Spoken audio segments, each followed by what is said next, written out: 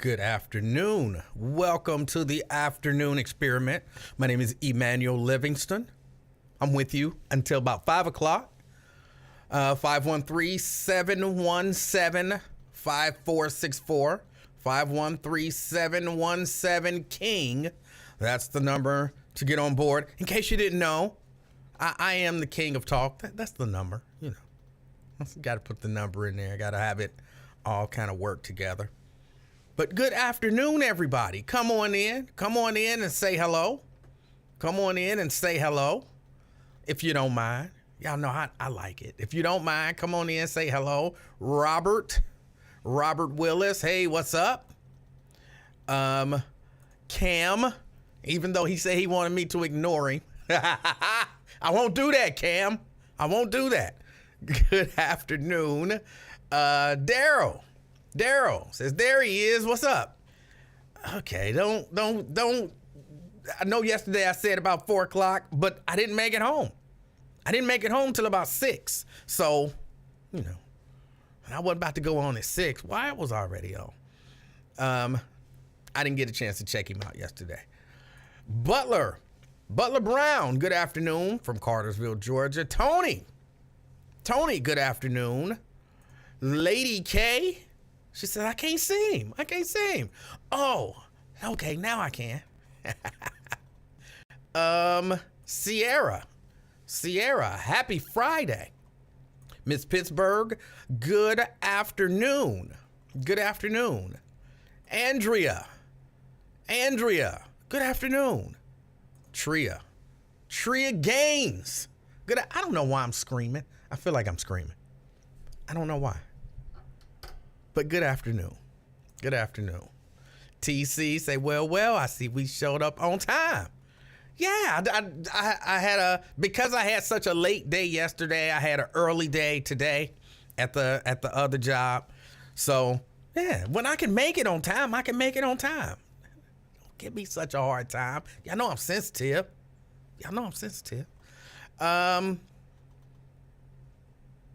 What happened yesterday? We thought you got arrested by the Facebook police. No, did not get arrested.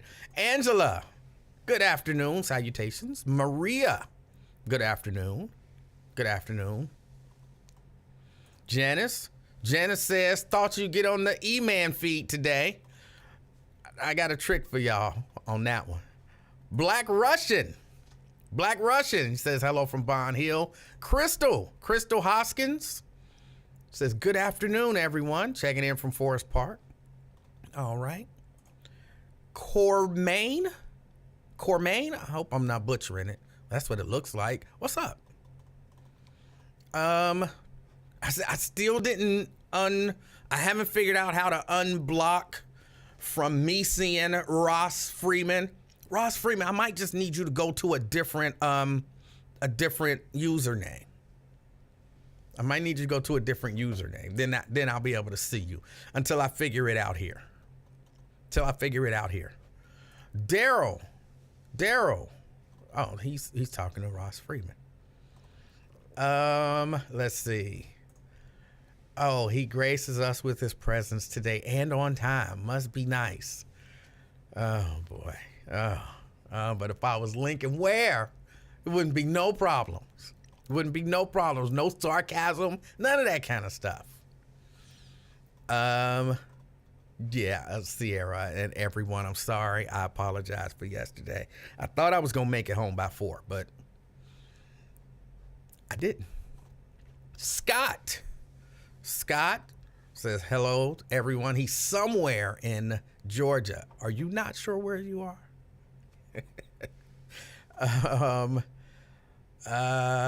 She says she's checking in. Shahara, checking in from, I don't know if I said her name.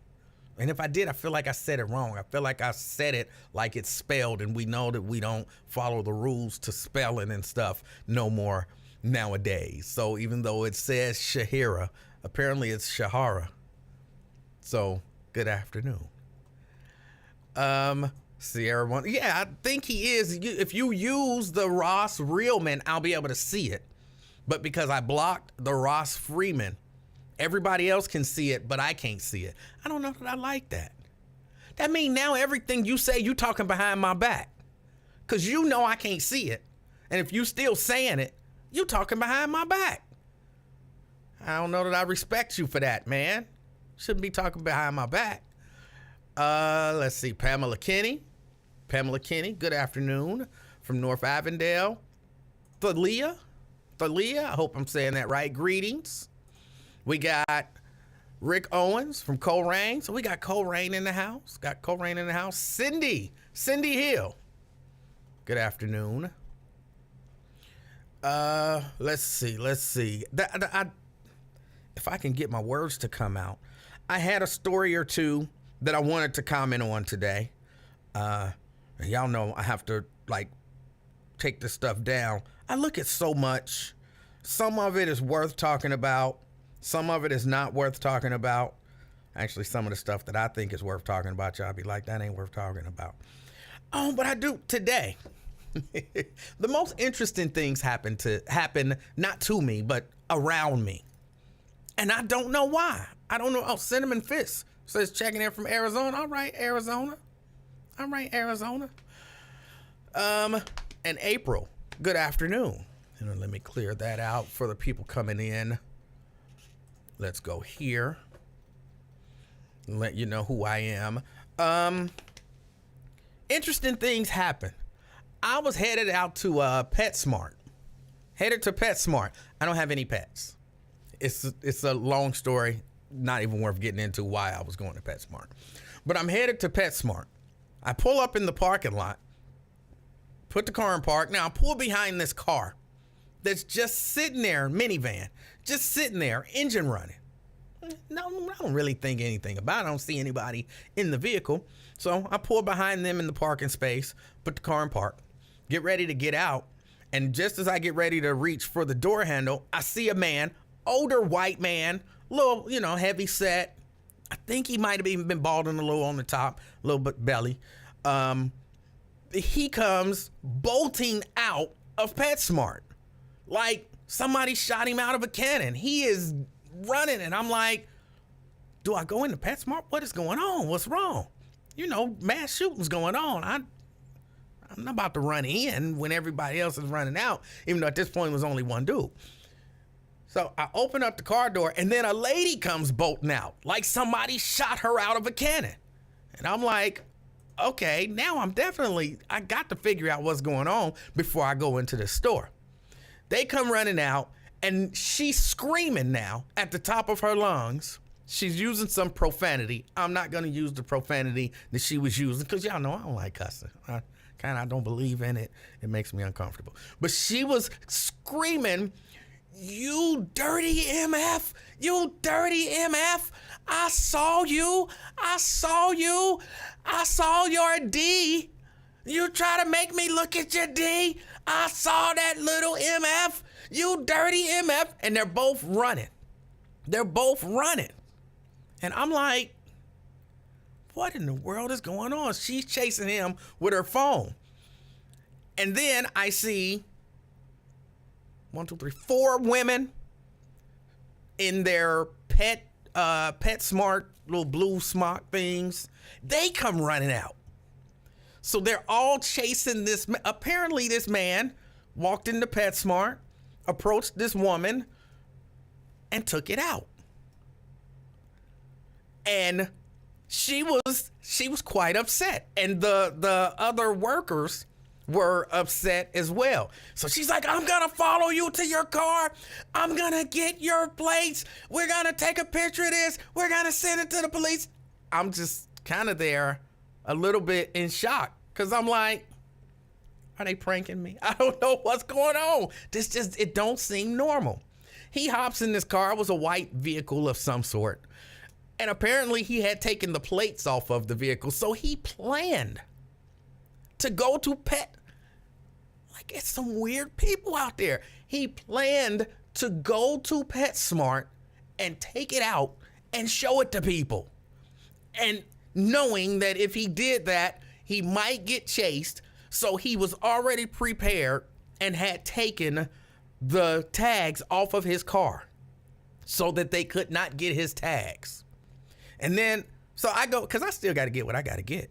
So once I realized, like, okay, this is for real and weird. So I go in the store, I get what I got to get. Nobody's paying attention to anything that I'm trying to do, because they all just talking about the fact that apparently he's done this before. The ladies were like, he comes in here, but they didn't say every day, regularly. He comes in here regularly. We know we've got a picture of him because he comes in here regularly. And I'm like, I'm thinking, I'm not asking no questions, because the less I know, the better. But I'm thinking, do he come in here and take it out every day? Like, is that his normal thing? But they were all so upset. They couldn't really focus. And I needed a little bit of help finding what I was looking for, because I wasn't 100% sure exactly what I was looking for. But I knew that they had it. So I needed a little help, but they were so upset, they wasn't going to be of no help. They wasn't going to be of no help. So I went on ahead and found what I found. The whole time they talking about this, I mean, I'm sure it was a big deal to them. I'm sure it was a big deal to them. And the lady who had chased him, she was on her phone. I don't know who she was talking to. I'm not sure if she was talking to the police or her relatives. And then apparently she said, well, I got to run back out to my car because my 13-year-old nephew and some other kid are sitting in the van, and I know they just saw me run out there, and they're probably wondering what's going on. And I'm thinking, at this point, we've been in here. I've been in here at this point for, I don't know, 10 minutes maybe, while, all this other chatter is going on. And you just got some kids sitting in the minivan. I thought that was illegal nowadays. But I don't know. It just be crazy stuff. I just see crazy stuff happening. And I saw a few people say, well, where was your phone? Where was your phone? It was in my pocket. I wasn't thinking. Look, I was focused on the mission of getting what I needed to get. So that's what I was focused on. And there was really nothing to record. By the time I really figured out what was going on, everything had already went down. Apparently, dude, he whipped it out before I even got there. So I was about to say I caught the tail end, but I just saw him running out, and then saw her running out, and then I heard her screaming. So I don't know, just weird stuff. But who thinks, you know what I'm gonna do? Because this is how creepy people talk to me. If you a creep, this is how, in my mind, this is how you talk. I'm gonna go into PetSmart, and then I'm gonna take it out, and I'm gonna show it to people, and they're gonna have to look at it, and I'm like, in my mind, who plans that? Who plans that? Then I know they're gonna chase me, so let me take the tags off my car before I get there. Who plans that? And what do you get out of that? What do you get out of that? I don't know. I don't know. It was really weird. But it happened. Hold on. There was a couple of stories.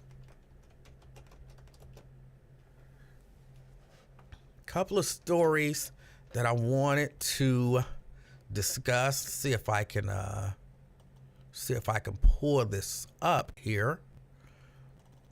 If it'll actually show. Oh, daggone Washington Post. Won't let me pull it up. I have to subscribe. Not subscribing to the Washington Post.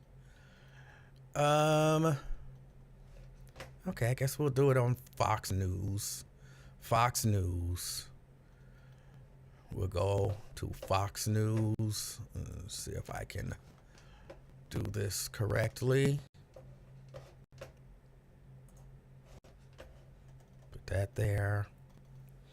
And let's go here. Alabama man froze to death in jail after officers put him in freezer as possible punishment. Yeah, an Alabama man who froze to death in jail was likely forced into a freezer as a punishment. Walker County jail officials allegedly placed Anthony Mitchell, 33, in a restraint chair in the jail kitchen's walk-in freezer or some sort of similar frigid area and left him there for hours, possibly as punishment for deputies who had a time with him. He died on January 26. There's a lawsuit filed said this is one of the most appalling cases of jail abuse the country has ever seen. While Tony languished naked and dying of hypothermia in the early morning hours of January 26 and his chances of survival trickled away, numerous corrections officers and medical staff wandered over to his open cell door to spectate and be entertained by his condition. Photos included in the complaint show officers handling Mitchell, who appears limp, in various areas throughout the jail. Apparently, his body temperature was 72 degrees when jail officials put him in a sheriff's vehicle on the morning of January 26 and drove him to the hospital rather than calling an ambulance. The physician who examined Mitchell wrote the following: "I'm not sure what circumstances the patient was held in incarceration, but it's difficult to understand a rectal temperature of 72 degrees while someone is incarcerated in jail. The cause of his hypothermia is not clear. It's possible he had an underlying medical condition resulting in hypothermia."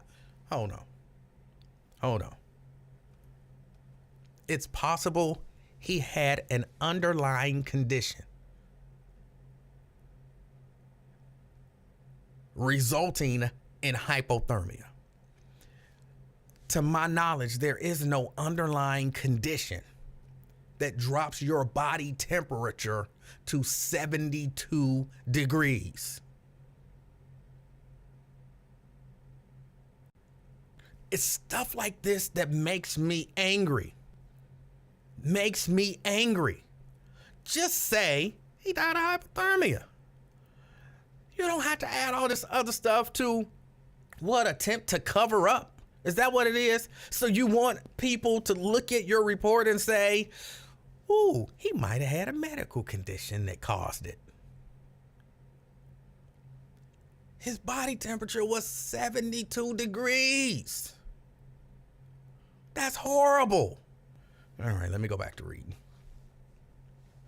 I do not know if he could have been exposed to a cold environment. I do believe the hypothermia was the ultimate cause of his death. And I don't know if y'all can see that. You may not even want to. That's him, naked, limp, and them moving him around. The Walker County Medical Examiner has yet to release Mitchell's autopsy report, but it is clear that Tony's death was wrongful, the result of horrific, malicious abuse, and mountains of deliberate indifference. Mitchell's mother, Margaret, brought the lawsuit against Walker County Sheriff Nick Smith, 10 corrections officers, 2 nurses, and 1 investigator. Of course, the jail's not making any comments at this time. The complaint also mentions a correction officer who displayed heroism. Or is it heroism? When she dared to preserve security camera footage on her phone and get the recordings to the Mitchell estate. I want to talk about her for a second. Because there's a part of me that's like, hold on, if you're there as a corrections officer, you got to step in and call 911, you know what I'm saying? Do something. But at the same time, maybe she wasn't actually there. And maybe she went back and saw some of the security footage and, took pictures of it or whatever on her phone. And then she got those pictures like to his mama. Like, this is what they did to your son. heroic? Sure. Because I could imagine if they know who she is, she's no longer employed. I could imagine that. But I want to see like proactive heroism. You know what I'm saying? Like, y'all put him in a freezer? Y'all can't do that. Y'all put a naked man in a freezer bound for hours? That's wrong. Get him out of there. I'm calling somebody. You know, I want to see that.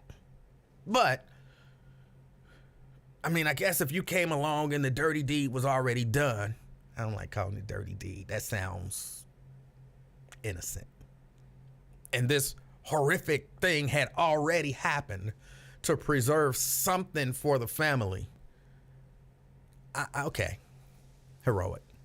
So it all depends on the situation. But I really do need more people who take that oath to take it seriously and to protect people. I need more people to do that. All right, let me finish reading the story. The Walker County Sheriff's Office initially arrested Mitchell on January 12th when they received a call from one of his concerned family members saying Mitchell made statements insinuating he could harm himself or others. Mitchell immediately brandished a handgun and fired at least one shot at deputies before retreating into a wooded area behind his home. A SWAT team finishing up a training session responded to the scene and found Mitchell in a metal structure, taking him into custody. Apparently, he had a long history of drug addiction. He lived alone after his father died in 2022. The 33-year-old's cousin, who was the last person to interact with him prior to his arrest, said Mitchell was delusional and had lost around 90 pounds.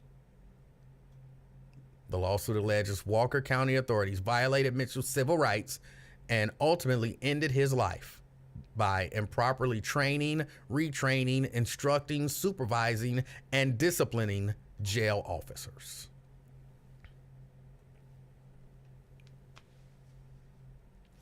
They froze a man to death. They froze a man to death. Then didn't even call an ambulance to come and get him. They basically just carried his limp body, put it in the car, and then drove, probably following the speed limit, stopping at all stoplights and stop signs to get him to the... If you coming by and you're watching this guy, you know he's been in the freezer. You see his body is limp. And they said that a number of them were coming and looking at him.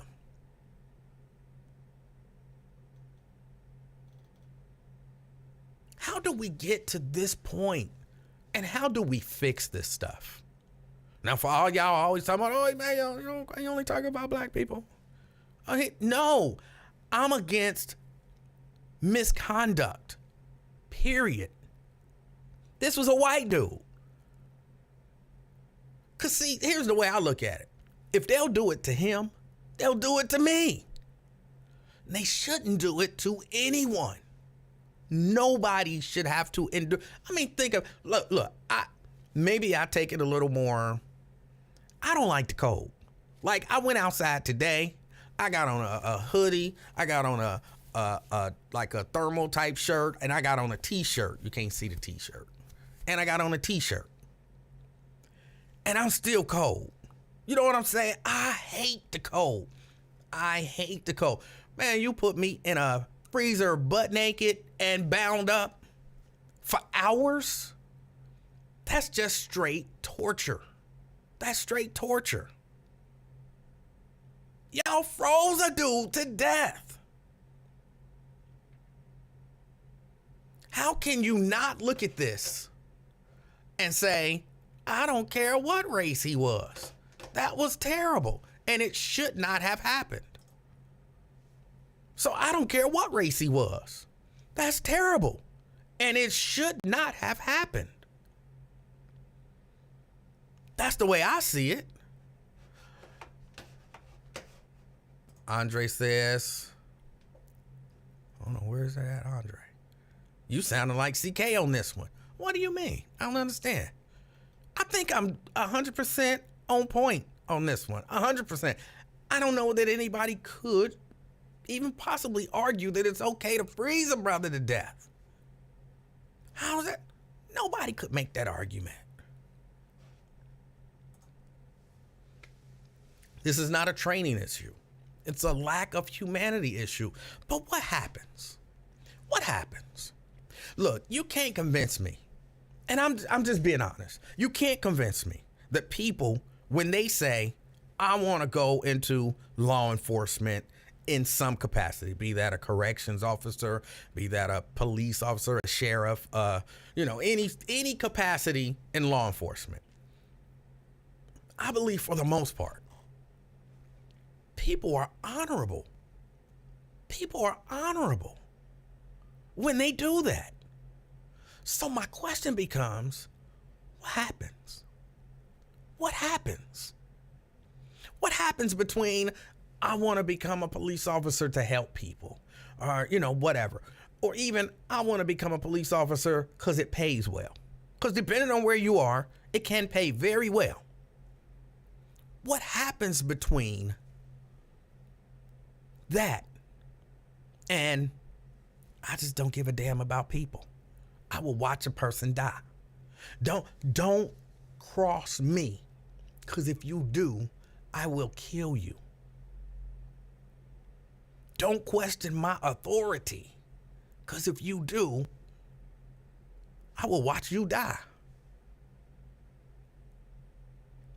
I'll create the situation that kills you, and then I will watch you die and bring people and mock you. What happens? I mean, really, honestly, do we need to put a time limit on the amount of time that a person can be in law enforcement? Because I hear the argument made, or at least I've heard the argument made, that here's what happens, Emanuel. These people get out there and they deal with the worst of the worst. They get out there and they deal with the worst of the worst, which kind of makes them jaded. It makes them care less when they're in that capacity. And if that's the case, maybe there should be a time limit that you can be an officer, like 10 years and out. Because after 10 years, you're so jaded that you will watch somebody die. But again, I don't know that that's the case, because we look at what happened with George Floyd. Wasn't a couple of those guys were like either rookies or had only been law enforcement for like a year? They didn't have a whole lot of problem just watching a dude kneel on a dude's neck. I mean, they said a little something. Like, he ain't moving no more. I just hold him. Okay. I don't know. I don't know what to do. But that, just as a human, well, let me think about this for a minute. Just as a human, I wouldn't want to see that happen to any other human. Any other human.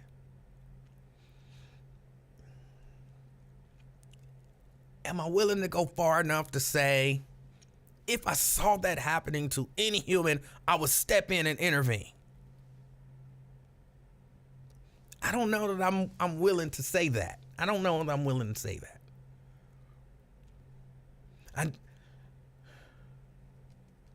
But at the same time, I haven't taken an oath, hand on the Bible, I swear to uphold the Constitution and the laws of I haven't done that. Because I know I'm liable to turn the other way. Like, what? He took it out? Oh, that's a shame. Can somebody check me out? Can somebody ring this up? You know what I'm saying? I know I'm liable to do that. Like, I didn't see it, so I don't care. I'm liable to be that person.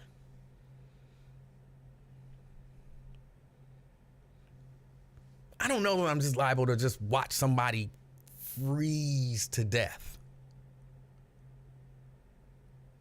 and look at him like he's shivering. Ooh, he cold. Oh, that's what you get for running. That's what you get for shooting. That's what you get for being a drug addict.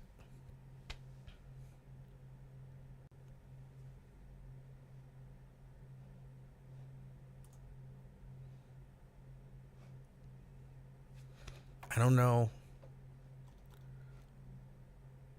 Like Brent said, where's the humanity?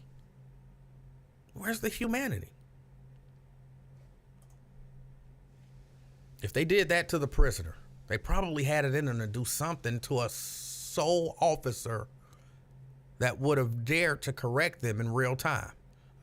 Okay. But at the same time, ain't we always running around talking about 99% of officers are good? It seemed like 99% of them was bad. And maybe one was good. Or like people, 9 times out of 10, it seems like 9 out of 10 was bad. And 1 was good. Sort of. Sort of.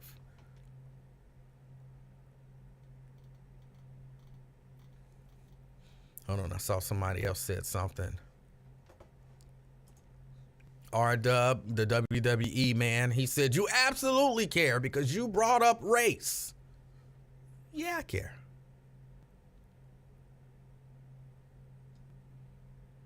No matter what his race is, I care.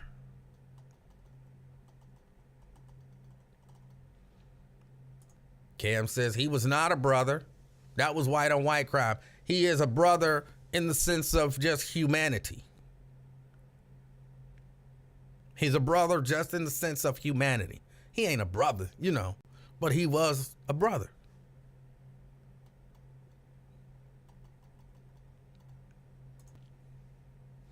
No one deserves to be treated like that. Unbelievably horrible. And then you imagine you the person who called the police on him. Like he was saying stuff. And I thought he was going to hurt himself or hurt someone else. So I called the police because I felt like he needed help. And I felt like calling the police was the right thing to do. They came here. They did what they did. He's in jail now. At least, you know, he's in there. People, he'll be watched over and kind of taken care of. Seeing as how you figure, I called them because I thought he would either do harm to himself or harm to someone else. I thought he would either do harm to himself or harm to someone else. But since they have him, I'm certain they'll put him on suicide watch. So, you know, he'll be taken care of and get the help that he needs. Who imagines? I called the police to help. They took him in after, you know, some stuff went down, but they took him in. And then he gets frozen to death at the jail because they was mad.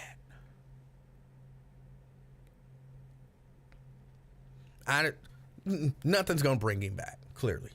Nothing's going to bring him back. But I hope that family gets a lot of Alabama taxpayer money. I hope they get a lot of Alabama taxpayer money.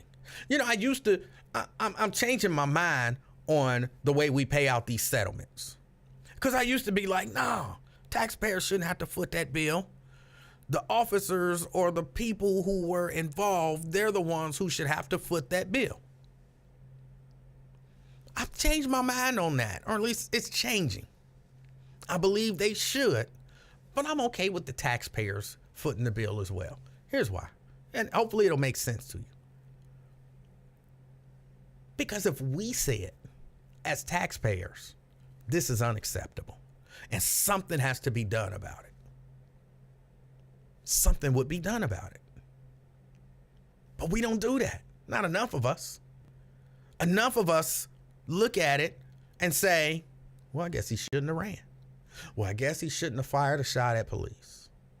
Well, if that happened, then he had to do something. You know what I'm saying? There are all these different excuses that people give. Why this stuff is not okay, but it's okay.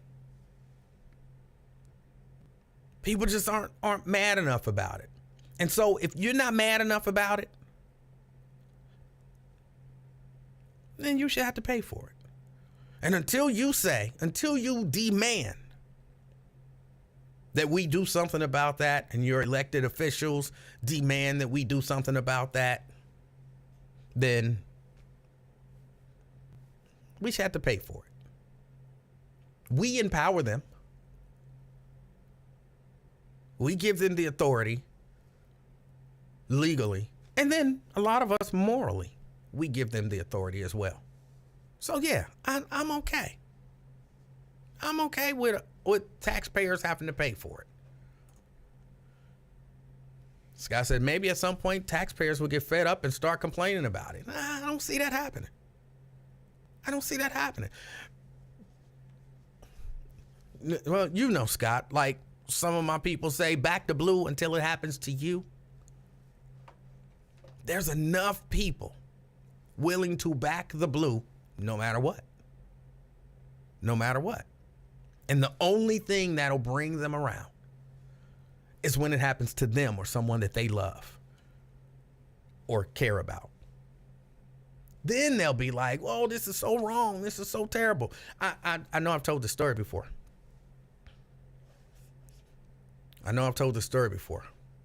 But my good friend Lincoln Ware used to always swear. We had this thing going on for years. And Lincoln Ware used to swear to me that police don't do wrong. If police pull you over, if police cuff you, if police whatever, then you probably did something to deserve it.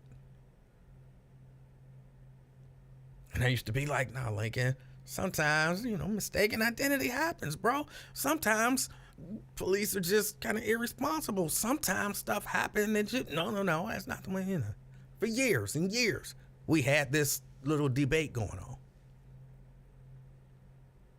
And then one day he came in, it was after a weekend, and he told me this story about one of his relatives.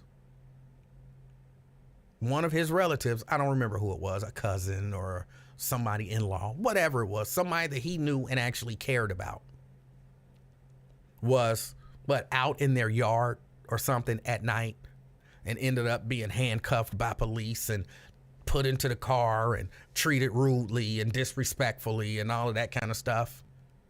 And he just couldn't understand like that. And I'm like, well, yeah, your relative, I can't remember who it was, your cousin or your whatever, brother-in-law or whatever, they must have did something wrong. And he was very, no, they didn't do nothing wrong. Like they had to, because the police wouldn't just do that to somebody. He didn't do anything wrong. He was just minding his own business. Like, no, that couldn't be the case. Because remember all of these conversations that we've had where you said that don't happen.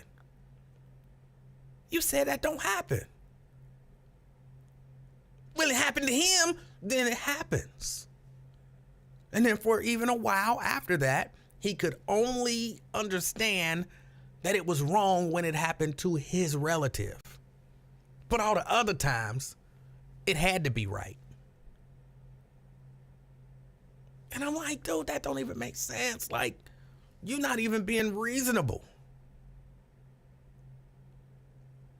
And then eventually, after trying to talk him through it, he realized, okay, sometimes police are wrong.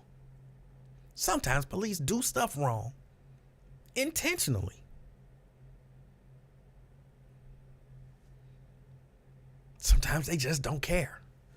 But for a lot of people are like Lincoln, until it happens to you or someone you love, you just don't care about it. It's just one of those things.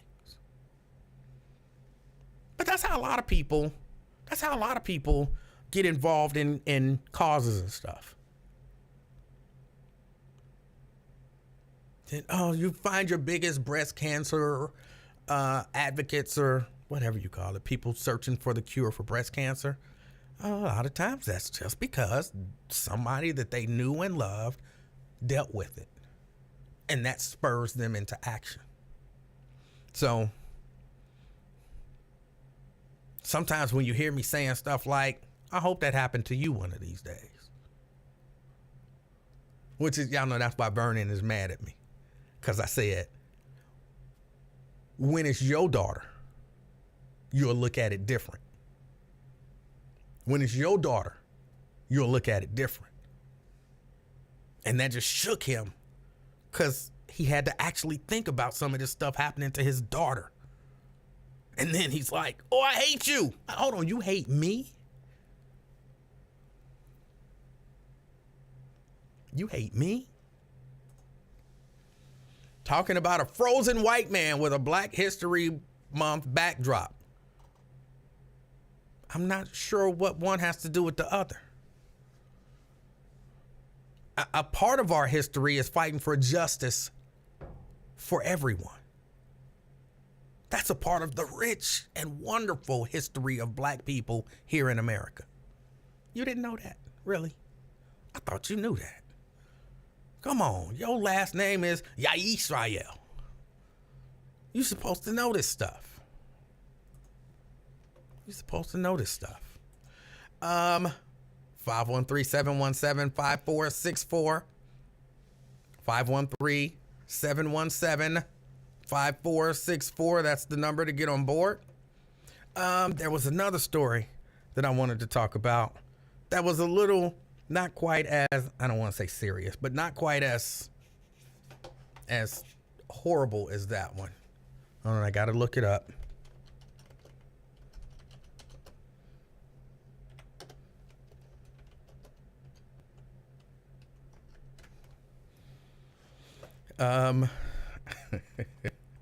This is not funny. It's not funny. Hold on, let me see if I can pull the actual story up.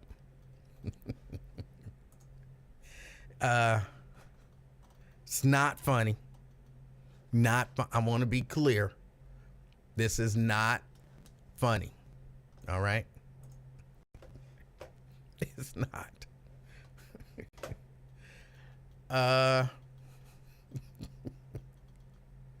Let me see. This is a really sad story. It's a really sad story. But look, some stuff you can take too far. Some stuff you can take too far. Okay, you're a Christian and you want to be Christ-like. But sometimes people just take stuff too far. Pastor dies attempting to emulate Jesus' 40-day fast. Yeah, this 39-year-old pastor from Mozambique died on Wednesday after attempting to mimic Jesus' biblical feat of fasting for 40 days straight without food or water. Francisco Baraja, the founder of the Santa Trinidad Evangelical Church and a French teacher in the town of Masica, had fasted for 25 days before he was rushed to a hospital by his relatives and followers. When he arrived at the health facility, he was diagnosed with acute anemia. Anemia, maybe they mean. It's just a different spelling. And organ failure. He is reported to have lost so much weight that he couldn't even stand up. They attempted to rehydrate the pastor with serums and liquid foods. That proved futile. He passed away a few hours after being admitted to the health facility. The late pastor's flock said it was common for him to fast, but not for such long periods of time. His brother, Marquez Manuel Baraja, maintained that his brother passed away from low blood pressure.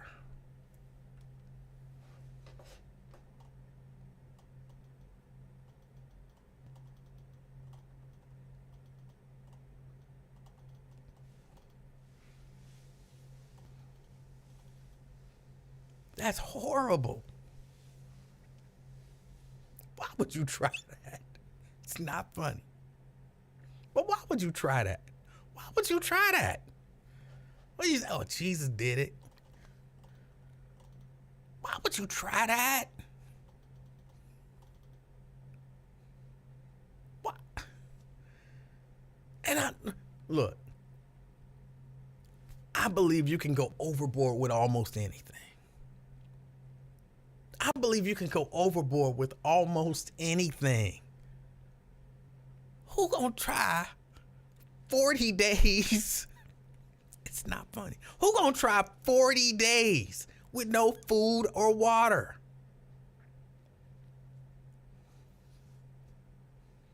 Come on. You know that the body needs like food and water.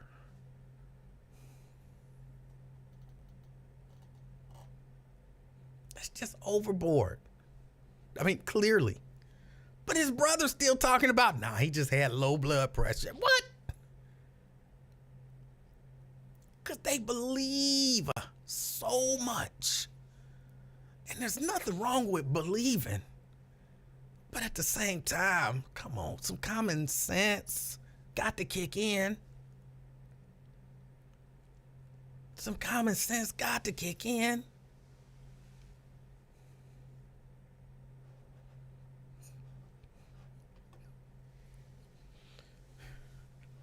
I'm laughing at Brent. I'm not laughing at this pastor.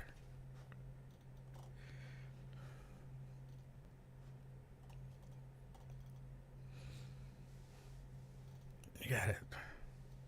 Look, you can go on your fast. You can go on your fast. And you can pray while you're fasting. But let's be reasonable, okay? I don't think Jesus looks at you crazy if you don't do the 40-day fast. Now, I know some people will say, ain't that proof that Jesus didn't actually do it? I don't know.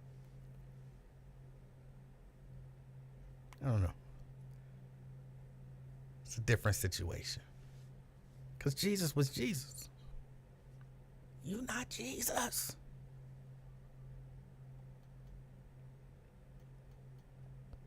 You're not Jesus.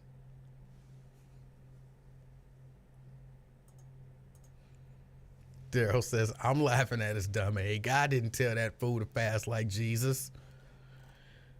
He didn't. And why you would try that, I don't know. Like, what would be the significance of it even?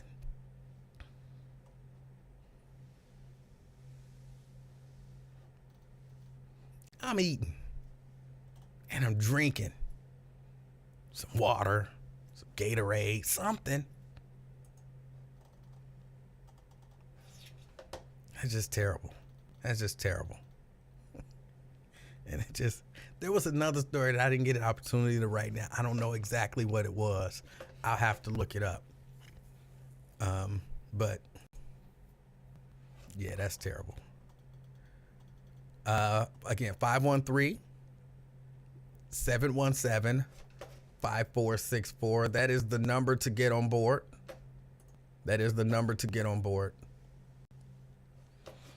Oh, all right. Somebody said, I'm not sure who it was. They said, let's talk about the Ohio River being contaminated. Well, they say it's not contaminated. They say the Ohio River, they say that all the chemicals and stuff have dispersed. You know what I'm saying? You dump chemicals into a whole river full of water. It dilutes the chemicals, and so they keep telling us. I keep listening to the news reports. And they keep saying, like, no, they keep testing the water, and the water is at acceptable levels. I am always a little nervous when they use that terminology. At acceptable levels. I understand it. There's chemicals all over the place. There are chemicals all over the place. And so, you have to have a cutoff. You have to say chemicals, let's see, how high up here? No. Okay, that's okay. You know what I'm saying? There has to be a level where, okay, here to here, 0 to this much is cool. This much to this much is bad. How exactly they come up with those acceptable levels? They scientists. And if we learn nothing else during the coronavirus, we learn scientists know everything and you can't question science. That we learned. Scientists know everything. You can't question them. If you're not a scientist and you're questioning scientists, you're wrong. That was actually something that a whole lot of people were posting during the coronavirus. So, I don't know. Don't we just have to accept what they said is true because they're scientists? And it's not. But clearly, I don't believe that. Clearly, I don't believe that.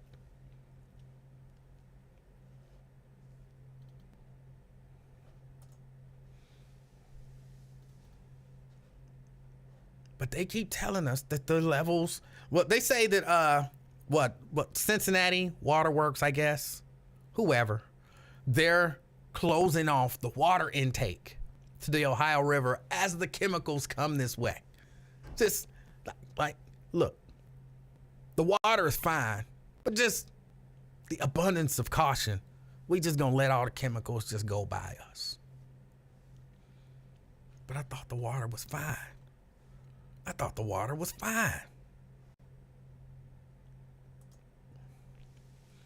TC says, fish dying, people getting rashes. Yeah, okay. Just like dude thought it was wise not to eat.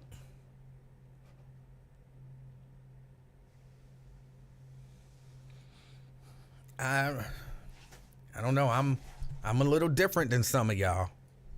I don't trust these people. Just like they told those people up there, New Palestine or whatever.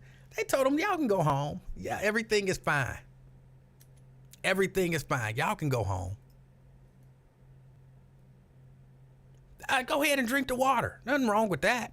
We tested the water. The water is fine. I want to see, y'all remember when Barack Obama, this is one of the things I didn't like about Barack Obama that he did. Y'all remember when Barack Obama went to Flint and was telling all them people the water is fine? And remember, he had that little glass of water? He had that little glass of water there. And he was like, the water is fine. And this is tap water. And took a little sip and then sat it down. Basically saying, ain't nothing wrong with the water. I drank it. It's fine. I'm like, I always hated that. Number one, I never knew where that water came from. I feel like that was probably some bottled water they poured in a cup. I wanted to see Barack Obama. I'm telling you what I wanted to see. This would have made me believe it. Take Barack Obama to the hood. Take a cup with you. You might not trust Queenie's dishwashing ability. So take a presidential cup with you. Turn on Queenie's water. Fill that cup up. Right in front of everybody. Fill that cup up. And then Barack Obama drink the whole cup. Right in front. One take for everybody to see. Then I would have been like, okay, maybe he believe in the water. But, and I'm not saying this hasn't happened, but I haven't seen it. That's what I want to see Mike DeWine do.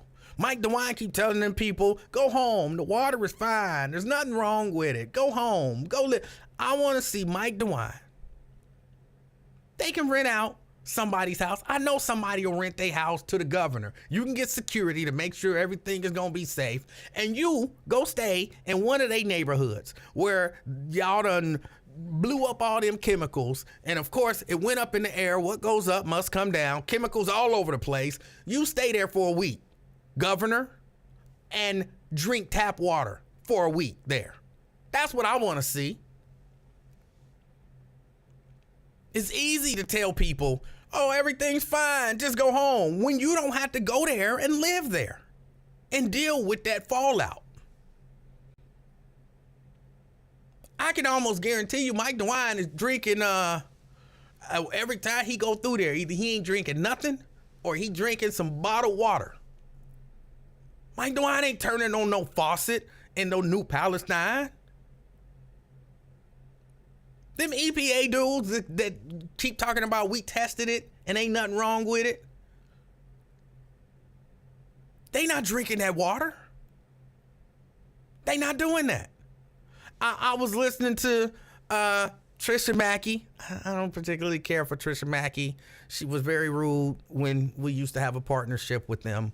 She was the rudest person, I think, in the news industry, I think, that I've ever dealt with, other than that Kyla Woods chick. I would say she was even ruder than Kyla. So I don't care for her. But she was there and you know, she was talking about, hey, I didn't see her water test, but she was saying they are running, cleaning off streets and all of that stuff like almost constantly. Why are they doing that? Why are they doing that? Because they understand them chemicals is all over the place. They settling on stuff. They know it ain't safe. And I don't know that it'll be safe coming back. Tria says, did you see her water test? I did not. Did she do it? I heard her talking about they were going to bring some water and test it. Did they do it? What were the results of the water test?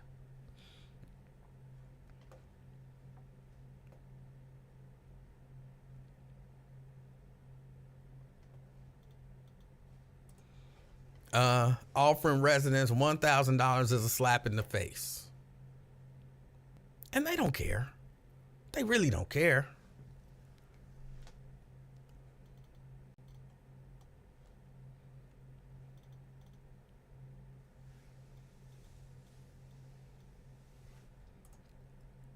That's what I want to see, Tria. I want to see all of these people. If you tell these people it's safe, you go live there. Like you said, bathe in it, cook with it, drink it, brush your teeth with it, do your dishes with it for a week, a month, and then tell me it's, you know, they ain't gonna never do that. They're never gonna do it.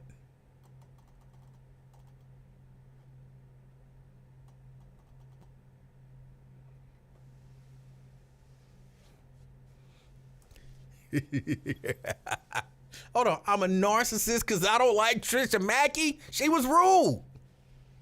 She was one of the rudest media people I've ever encountered. That makes me a narcissist? Look, I might be a narcissist. I might be. Again, I need to know all the specifics and the particulars of what a narcissist is. But not liking a rude person doesn't make one a narcissist. You just don't like me. You a narcissist because you don't like me. See how silly that sounds?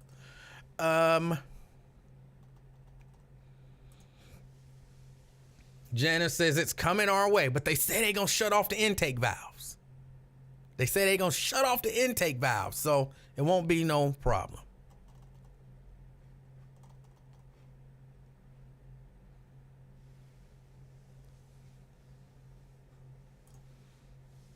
They're full of it. Those people are going to turn into zombies. Oh, LaDonna says she thought her and Rob was going together one time. What? I don't even think that's reason. I'm not even sure that's possible. I'm not sure that that is even possible.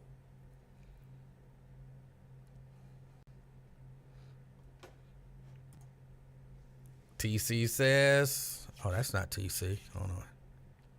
TC says, be careful using the bathroom. Your bottom may fall out or fall off. Oh, that's terrible.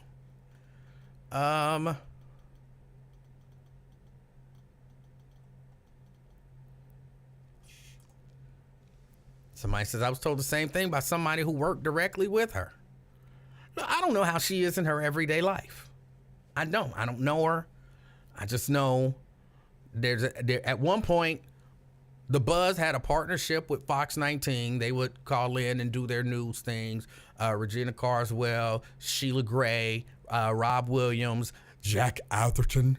Jack Atherton would do it. And Trisha was supposed to do it. She was just so rude and nasty. I just can't. I couldn't deal with her. I don't know about nobody else. I couldn't deal with her. And, nobody could deal with her. And so she just didn't do them. She just decided she was not going to do them. But it was everything involved in it. Everybody else did them, and it was fine. Kingdom says you can't shut fumes in air off. Yeah, and they do say it smells, like you could smell it.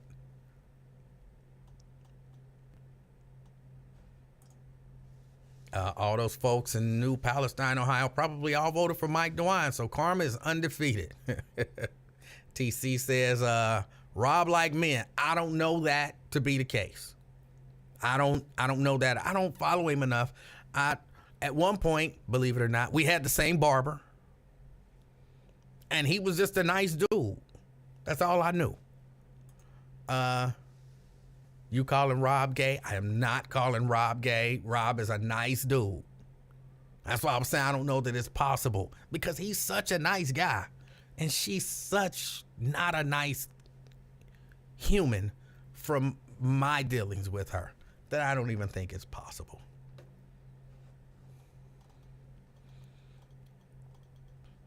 LaDonna says they was too friendly. Somebody else claiming Rob was gay. I don't know if Rob is gay. I don't care. I don't pay no attention to that stuff.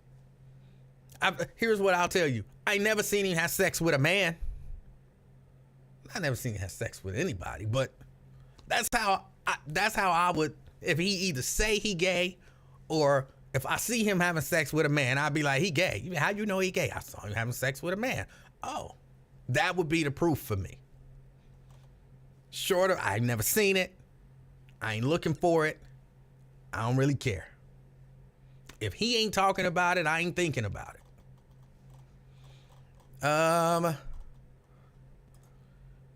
Somebody say, you sure Rob hit it at least one good time? I don't know about that.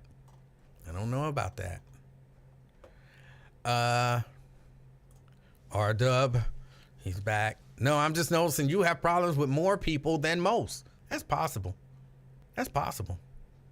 I do have this ability that, and I don't know if it's an ability or if it's a disability. Maybe it's a disability. I can get one of them things so I can park in the handicap spaces. But maybe I have a disability. And my disability is people just don't like me. I'm comfortable with my disability. I'm all right with it. But, maybe. I wonder if maybe I get with Dr. Chantel and we can come up with a name for it so we can diagnose it so that I can park wherever the hell I want to park.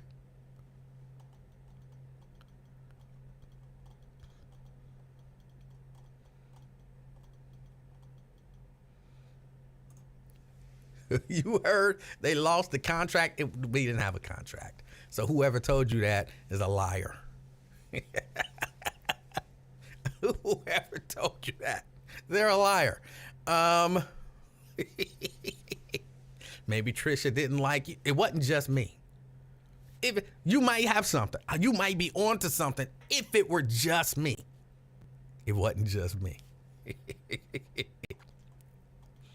Let me see. Because she's a racist and she didn't want to deal with a black radio station. I had that feeling. But I don't want to say that as a fact because I don't know that as a fact. Y'all know me. I like to say factual things as facts and my opinion stuff for my opinion. So my perception of her with my dealings with her was that she was just a nasty human being. But that don't mean even nasty human beings, even racists and all that kind of stuff, sometimes they can still tell the truth. So,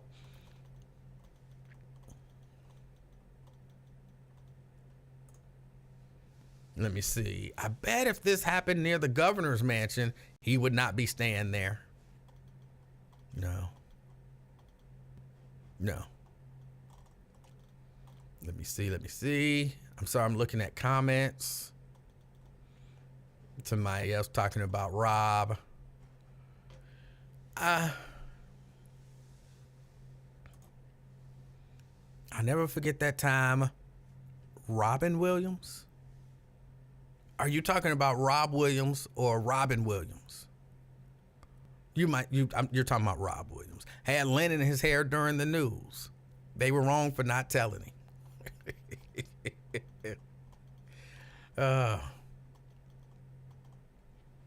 Rob is a nice guy. He is. He's a nice guy. He's always been nice. Every time I've met him, every time I've dealt with him, he was nice.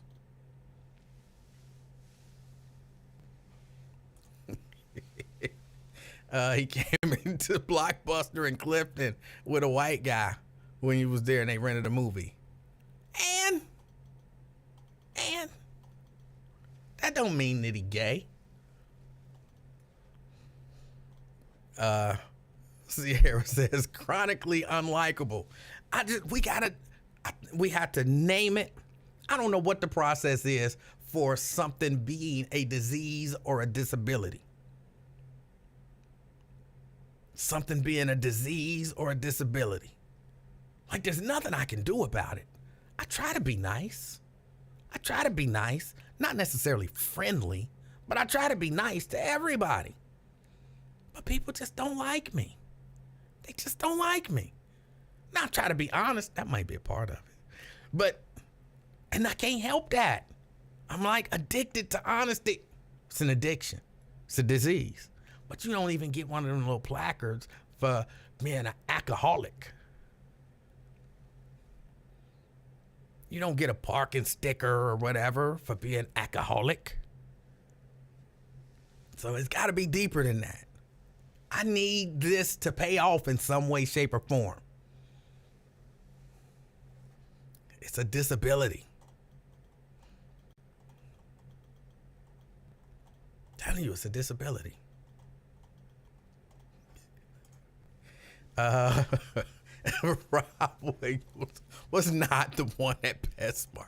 Rob Williams is not an old, balding, heavy-set white guy.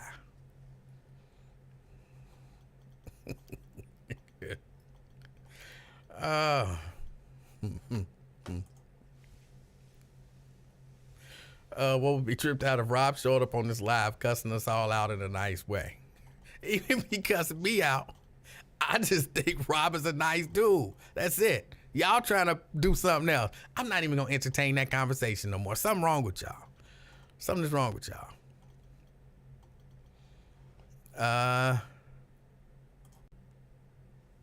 Let me see. Are you going to the festival? Probably not. Probably not. I have to admit, I'm not a fan of the lineup. Even though maybe like whatever the night is, Babyface. So I like Babyface. I like a lot. He has a lot of good stuff. And I've seen him perform once before, and he was really good. He was really good. So I don't know. If I got some free tickets, I would go. I don't see myself though paying to go down there for the lineup as is. I don't see myself paying to go down there for the lineup as is. And I don't understand why people hating people for that. Like there is like legit hate on my Twitter and my Facebook feeds for people who say, I don't particularly care for this lineup. I don't think I'm going to the festival this year. Like Cincinnati is such a hating ass city. I don't like the lineup. How does that make the city a hating ass city? That just means I don't want to go. I'm not like, I don't like this lineup and I hope Joe Santangelo die. You know what I'm saying? And you'll be like, yeah, damn, that's kind of harsh. You know what I'm saying? I'm not saying that. People got a right to not like a lineup for a concert. They got that right.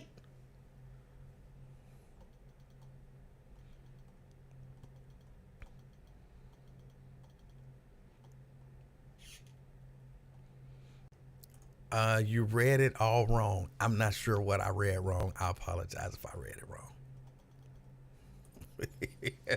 Tree says, Emanuel, I really don't think you are the problem. Why are you trying to stand in the way of me getting my little placard? I want to be able to park wherever the hell I want to park.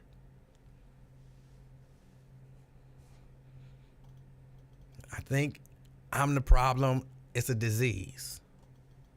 It's a disease.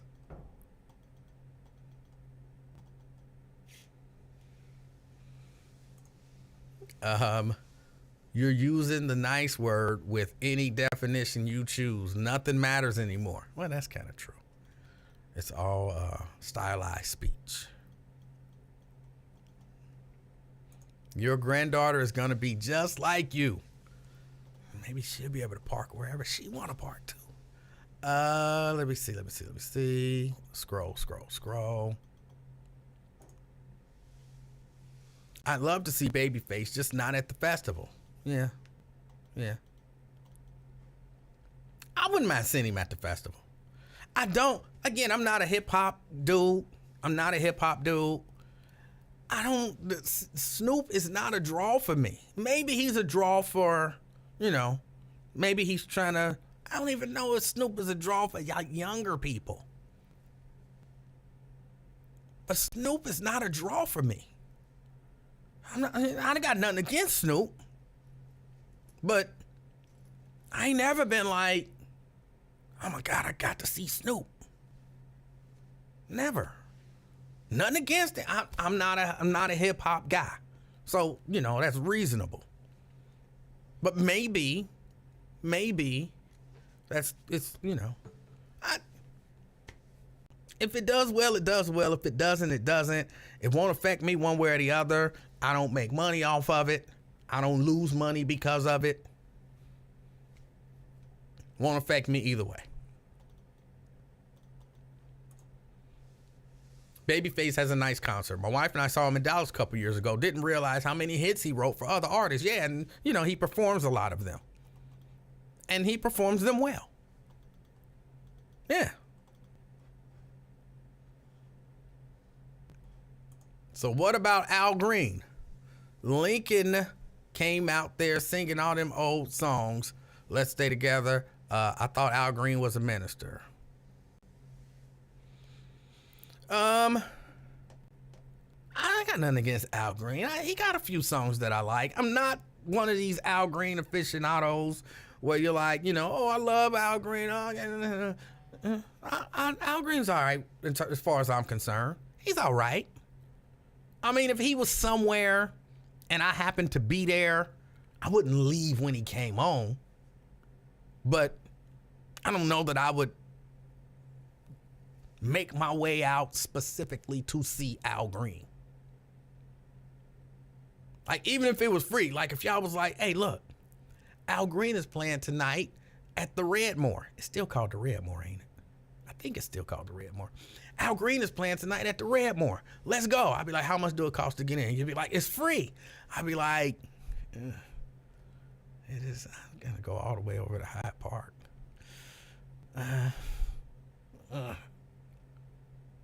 Are you going? Yeah, I'm going. All right. Live stream it. I might peek in on your live stream for a couple minutes. I don't know that I would head out of the house specifically to see Al Green, but I know there are a number of people who would. So I'm not hating on Al Green. He's just not necessarily, it's not for me. The lineup is just not for me. And that don't mean I'm a hater. Like, I'm a hater, but not because of this.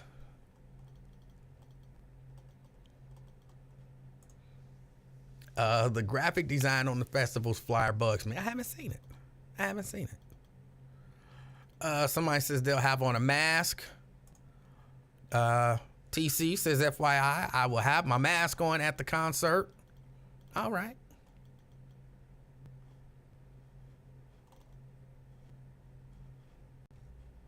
The Santangelos need to give up the reins of the festival and give it back to black-owned promoters. Maybe Black-owned, maybe black promoters need to just put together a show and promote it. I mean, if I'm Santangelo and I'm making money off this concert, please. Ain't nowhere in the world I'm giving it up. It's a family thing. Black promoters need to get together and do a show like 3 weeks before his show. Every year, just put together a concert, a good lineup for whatever it is, whatever market you're going after.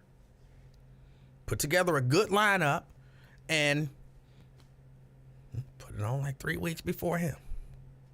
Market it in, Chicago, Detroit. You can't call it the Cincinnati Music Festival, but it's got to be a name that you can do to kind of confuse the market. I know that's not legal, but by the time he sue you and prove it, it would be too late. You done already snatched up a share of that market. And if your lineup is better than his lineup, but I'm not mad at Santangelo. You get special deals and senior discounts at the festival if you show your AARP card at the gate. They sent me something for my AARP card. I threw it away. It was an accident because I was like, look, I'm ready for senior discounts. I'm ready for my senior discounts. Y'all can call me old. I call myself old. I don't mind. Lincoln think Al Green come on stage singing all them old songs. I thought Al Green was a minister. Lincoln said he's gonna come out there saying "Let's stay together." He probably will. He can be a minister and sing his old hits. There's nothing wrong with that, or at least I don't see anything wrong with that. I don't see anything wrong with that at all. You can park without a placard.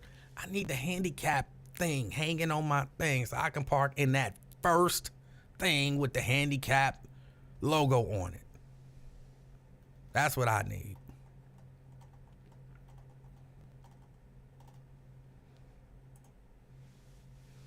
I think Jill Scott is going to be the one to turn it out, but all the rest of them, Snoop Dogg, come on, man. I'm not going.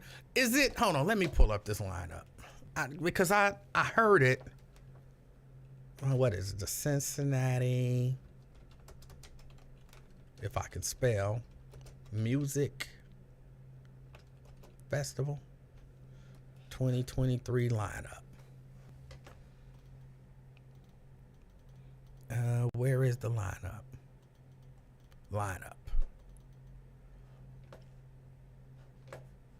Snoop Dogg. Hold on, that can't be the same night. Hold on. I want to look at the nights.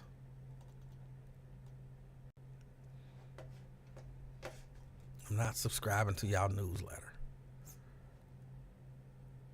So they got it all jumbled up. This is terrible. Why would y'all have it like that? Okay, Friday, Al Green, Jill Scott, Jodeci. And look, I like Jodeci probably more than most, okay? I like Jodeci probably more than most. But I had to tell y'all, last time I saw Jodeci live, number one, they didn't sound good. Well, actually, it was just Casey and JoJo. They didn't sound good.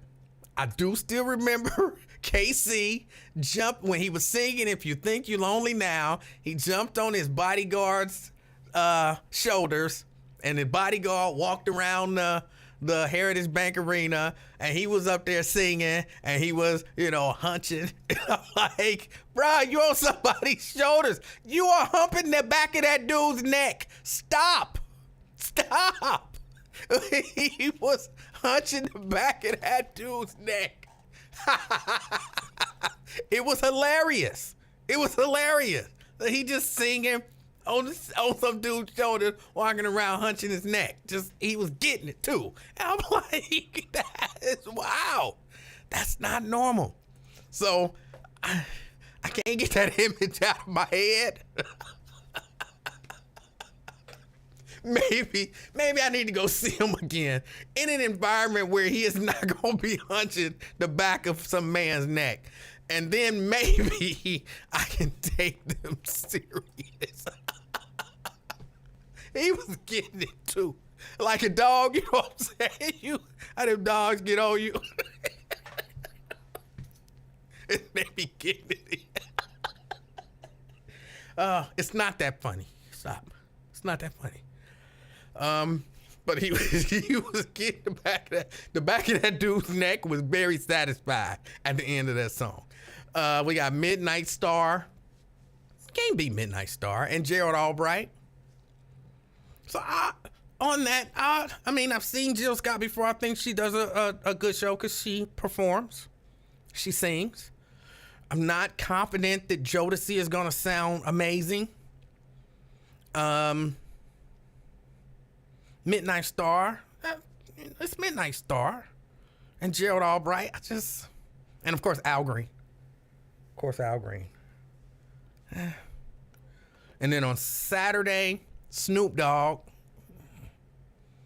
Babyface, which I would go check that out. I would go see Babyface. The P-Funk Connection. You got to say the P-Funk Connection. Who gonna be there? Who gonna actually be? Is it people that we know, or is it just people calling themselves the P-Funk Connection? The fact that they didn't actually say no names, like George Clinton and the P-Funk Connection. You know what I'm saying? Bootsy Collins and the P-Funk Connection. Say somebody that I know, so it's not just some random dudes up there dressed up like people that I know. Avery Sunshine. I'm not familiar with Avery Sunshine. I don't even know who that is. And Norman Brown. Only person on Saturday that I would want to go see, I think, is Babyface. Now, you know, Norman Brown, I might go check out Norman Brown in a different venue. But, so if I were going to go, I would still want to go Saturday. I would still just want to see Babyface. But I don't intend on going.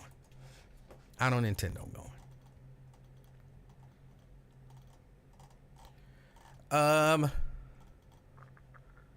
on, let me see. Isn't the Black Taste the same weekend? Possibly. I'll tell you, I went down there last year and I didn't have a great time. The square was way too crowded. It was just too, and not necessarily just too crowded with people. It was just vendors all over the square. So there wasn't no room to move. There wasn't really any room to, you know, they had a DJ. When I was down there was a DJ up there and he was playing some good music, but it wasn't even enough room for people to enjoy the music, for people trying to get by them to check out the vendors and it wasn't the most amazing experience. I might go and, you know, try it again because, you know, I like black people. I like to support black people. So I might go check it out again, but it was just okay for me. Just okay.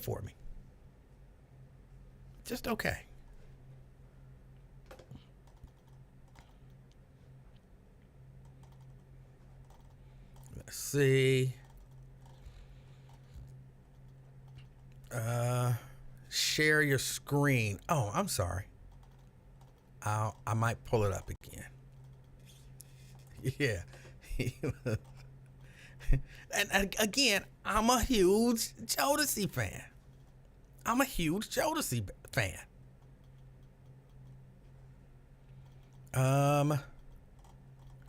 Let's see.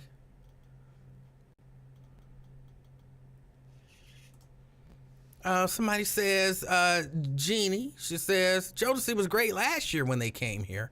They did a good job. Footage on her YouTube channel. Okay, I didn't see him. Again, last time I saw him, it wasn't Jodeci, it was just Casey and JoJo. Did he do the thing on the back of the dude's neck the last time? I'm behind on my comments, y'all. Did he do the thing on the back of dude's neck that he did last time? Regina says he didn't do that last year at the Heritage. Actually, Jodeci was better than I thought. Okay. Okay.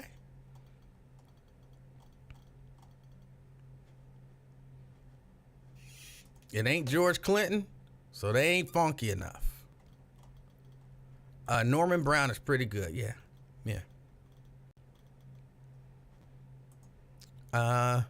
Why did they get you and your band to perform, E-Man? They didn't.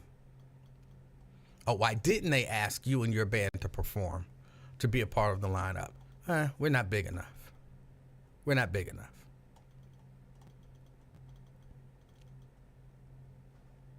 Avery Sunshine sings Heard It All Before. Really? I thought that was, what, Sunshine Anderson. Are you certain that that's Avery Sunshine? I don't know, but hold on, let me look up Avery Sunshine.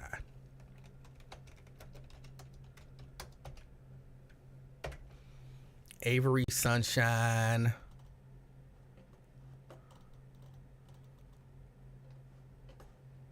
Yeah, I do not see Heard It All Before. You're thinking Sunshine Anderson. Avery Sunshine is somebody different.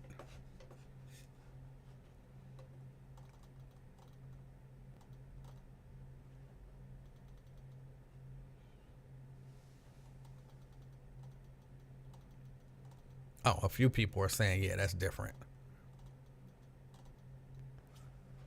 Yeah, that's Sunshine Anderson. Twin says, what's up 4 feet? I'm not sure what that means.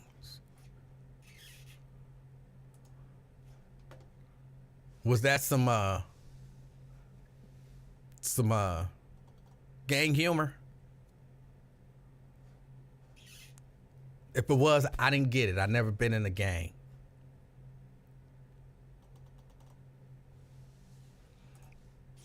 Twin says that Sunshine Anderson, Chi-Town finest.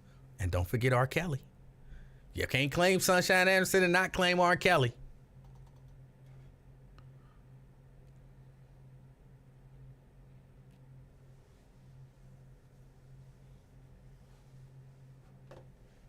Let me see. Anything else?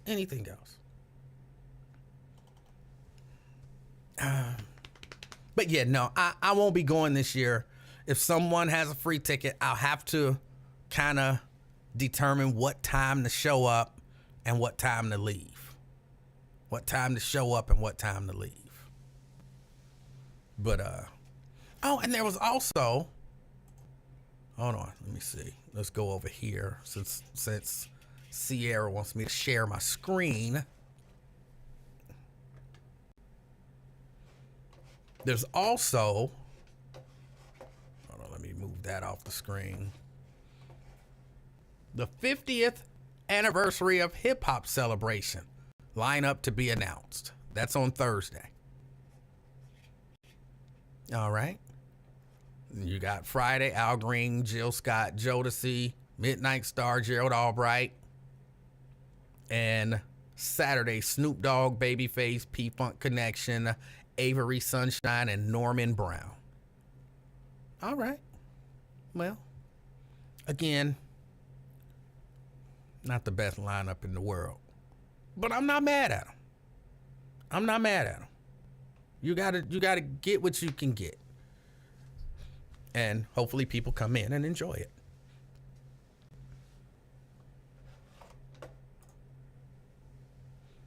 Make you a press pass and they will let you in.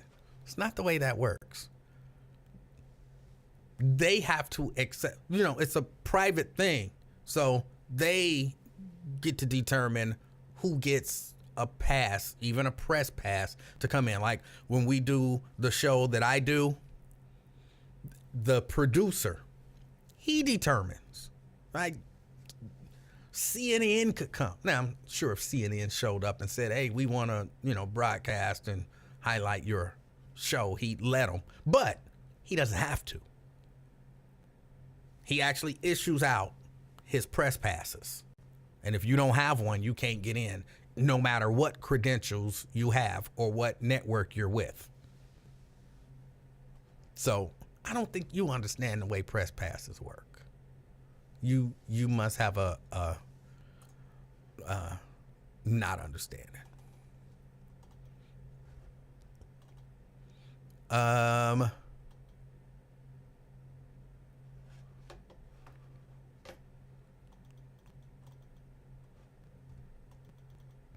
DeAndre say, and the Chicago crowd is overrated. Detroit too.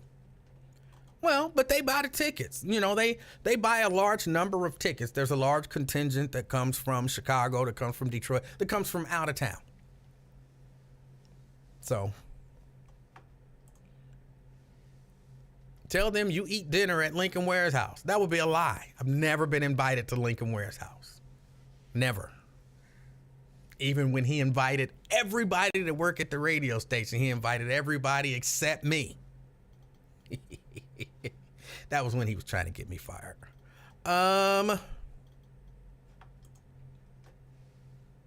So they don't want any younger folks at the concert. I think they think that's what they doing with Snoop.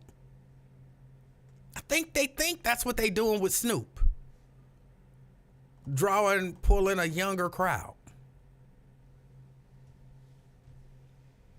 But I don't know, when I was going to the festival, like when Dru Hill first came out, that first album was hot. Dru Hill was at the festival. When Jodeci first came out and that first album was hot, Jodeci was at the festival. You know, I mean, you can go down the line. They had a lot of younger artists who were breaking into the business, who had like hit records, and they had them at the festival, and that pulled people like me in my 20s to go to the festival. I wanted to see Jodeci. I wanted to see Dru Hill. I wanted to see those other people, those younger groups. And then, you know, it was also a benefit to see some other older established groups hit me to, well, not really. I was about to say hit me to some of the older music, but not really. But I wanted to see that. So they had a nice mix. Now, you know, it's all, who in there, I'm asking, because I don't know, who in either of those lineups are relevant right now in the music space with young people? Al Green? No. They know who he is, but no. Jill Scott? They know who she is, but Jill Scott ain't had no hits on the radio. You know what I'm saying? For young people. Jodeci? If they know anything about them, they know them from that reality show where they were alcoholics. You an alcoholic? That's what they know. Midnight Star? I like Midnight Star, but Midnight Star ain't had no hits where young people like, hey, bro, put on that Midnight Star. I ain't heard a young person say that in I don't know how long. Gerald Albright? I like Gerald Albright. I'm almost 60 though. Then you got what, Snoop Dogg? Like I said, they not, young people ain't like, oh damn, that's Snoop. Put on that Snoop. Babyface, talented. But my daughter ain't like, Daddy, you heard that new Babyface? This ain't happening. P-Funk Connection, nobody even knows who they are. Avery Sunshine, somebody thought that was Sunshine Anderson, and she only had one hit. It was maybe she is, because I don't know who she is. So maybe she's an artist for the younger group. Maybe she's an artist for the younger group. Hold on. She's 47. She's had some albums. But I don't think she's pulling in the younger crowd. And Norman Brown. I like Norman Brown. But Norman Brown ain't bringing in 20-somethings, 30-somethings. So, yeah.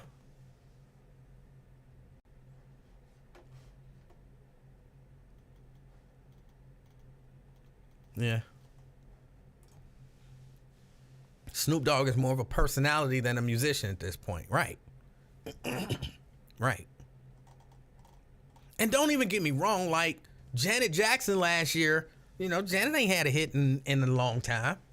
But she Janet Jackson. You know what I'm saying?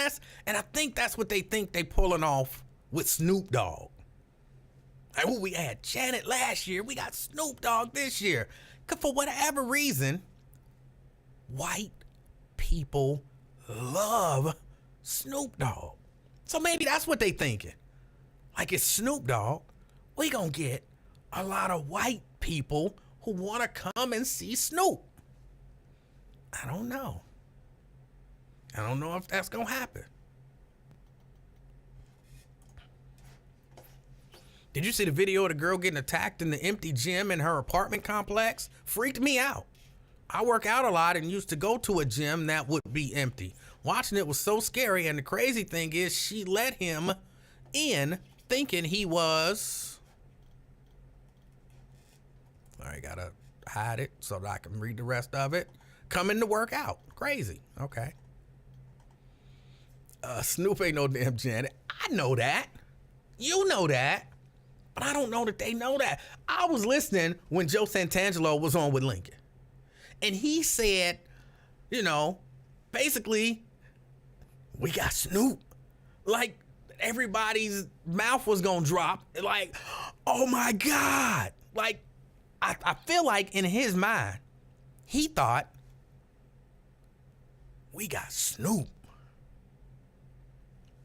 And so I think he think Janet, Snoop, but on the same level. I don't think that. But I think he think that. Snoop is cool with Martha Stewart. That's why. And I don't know if that's going to translate into ticket sales. I don't know if that's going to translate into ticket sales. How old is Joe Santangelo? Joe Santangelo is old. I don't know exactly how old. I think he's probably a little older than Lincoln. So, what, mid-60s? I mean, mid-70s? I don't know why I said 60s. Because Lincoln is what, 74-ish? 75-ish, something like that. 78, he's somewhere in there. Kenneth said he's in his 80s. I know he up there. I think he's older than Lincoln, so.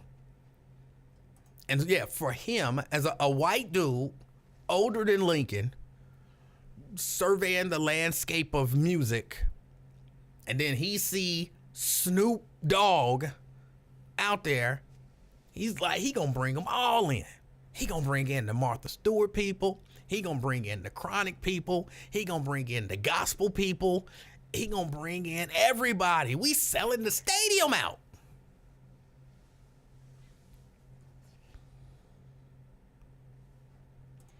No, I don't think Lincoln is 84. I think he like 78, 79, somewhere in there. I thought Lincoln said he was 72. Lincoln be lying. I'm gonna tell you right now. Lincoln will lie. Just so there's no confusion about it. I'm not saying he always lie, but Lincoln does not have any problem in the world lying. None. That's just the truth. That's not even me taking a shot. That's just the honest to goodness truth. No problem. So yeah. Silk Sonic would have been a good choice. Yes, it would have. It would have.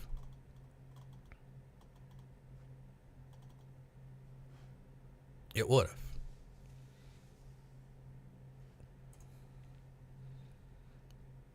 Ever since that year, the younger crowd was wilding and that brother got killed down there, they will never try to cater to the younger crowd again. I don't know.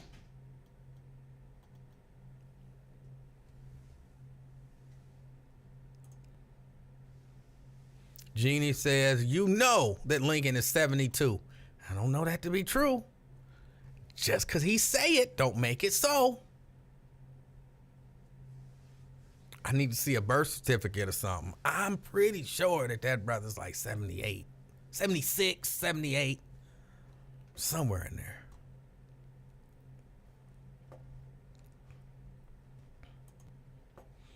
Who was performing when that happened? When somebody got killed? I don't know.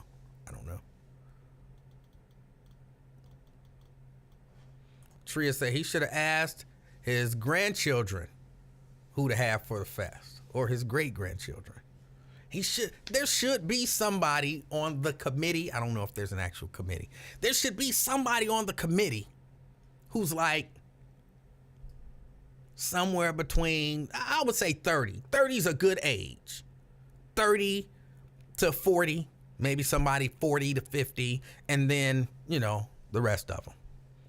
And look, I understand it's going to be difficult because hip hop basically rules the day. And if you don't want to turn it into a hip hop festival, you're going to have a hard time finding people who had hit songs that don't do hip hop that will draw the black crowd in Cincinnati or to Cincinnati. That's just the truth. Other than Bruno Mars and Beyonce, which he wasn't going to get Beyonce. And Bruno Mars is probably quite pricey for him. If you're trying to get a crowd between 25 and 40, who would you have suggested? But that's not hip hop. See how it's difficult. That would be a difficult one for me. Between 25 and 40. Artists that are not hip hop, but that are going to draw the black crowd in Cincinnati. Who would you suggest?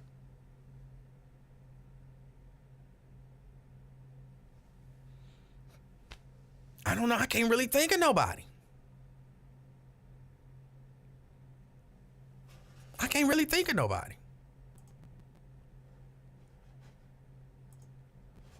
Okay, Nikki says her, SZA.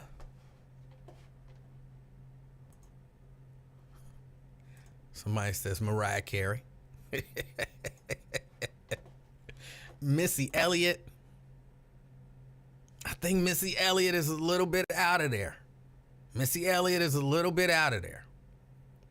I remember, I guess a few years ago, somebody said CeeLo Green. I remember a few years ago, I guess Missy Elliott performed with somebody at the Super Bowl, and my daughter, who's 20, how old is she? 27? She was like, she called me, Daddy, who is this Missy Elliott person? She on there jamming. She's 27. She didn't know who Missy Elliott was, so she definitely wasn't going to a concert to see Missy Elliott. She liked what she saw, but she didn't know who she was. She wasn't going to see that.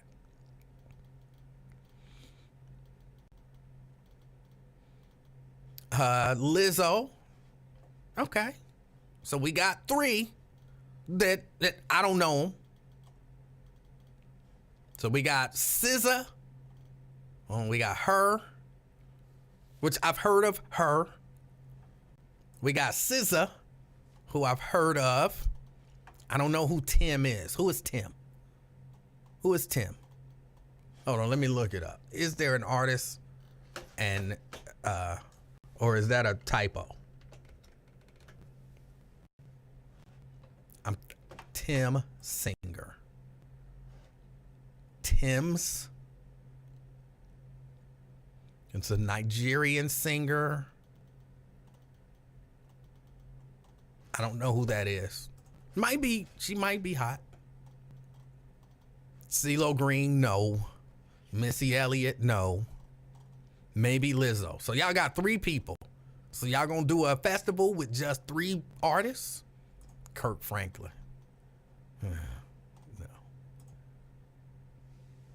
Elton John. MC Hammer. Black Eyed Peas.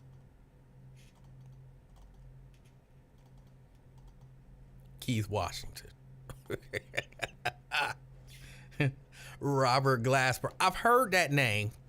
Is that the dude that performed? Was it the Soul Train Awards or something like that? Maybe it was the BET Awards, and he started off the song off key. Is that him? I don't know. Let me see.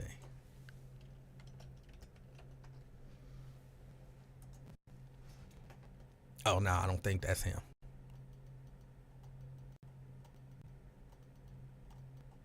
I don't think that's him. I don't know who he is. So, okay, let's say Robert Glasper and Tim's.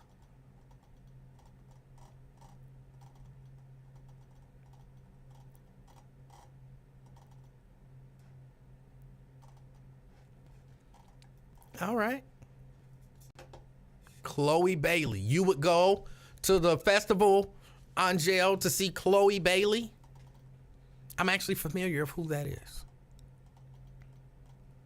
Alexander O'Neal. And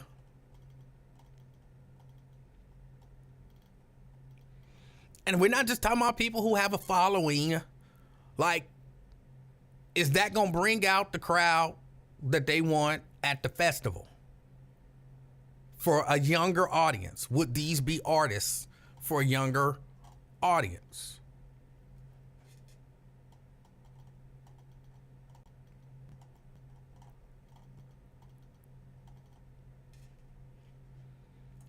Luke James. I don't know who Luke James is.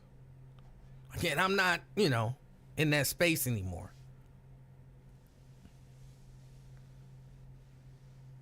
I'm not in that space anymore.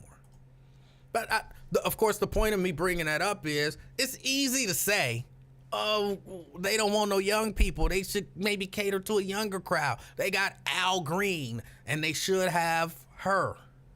But it ain't a whole lot of artists out there that's, R&B wise, just killing it with the younger people. With, 25 to 40-year-olds. Diane says Usher. Usher was here a few years ago. It wasn't a whole lot of 25 to 40-year-olds. It was more white people than I had seen for a while at the festival.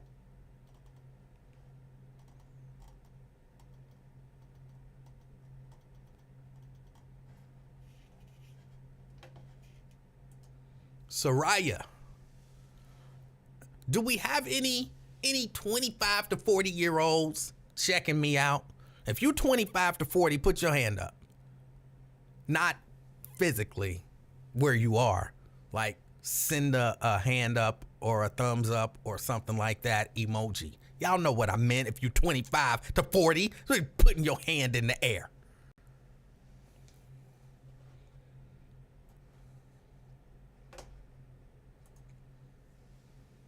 Lady K says yes. Sierra says yes. So we got two. We got Paul. Don't be lying. I don't know you, Paul. I don't know you. But are you sure? Shahara, you ain't no. Shahara, you a good 50 years old easy. You easy 50. No, I don't know how old you are. I'm just playing. Cause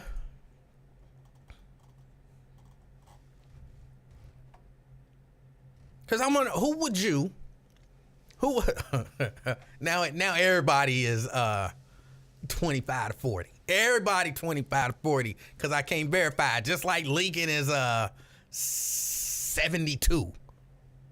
Right. Right.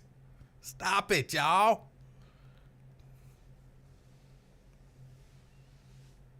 I don't know. I just know it ain't for me.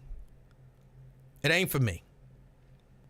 I wouldn't go see a show where it's everybody that y'all named. Her and SZA and what is the Lizzo and artist y'all named just about all women.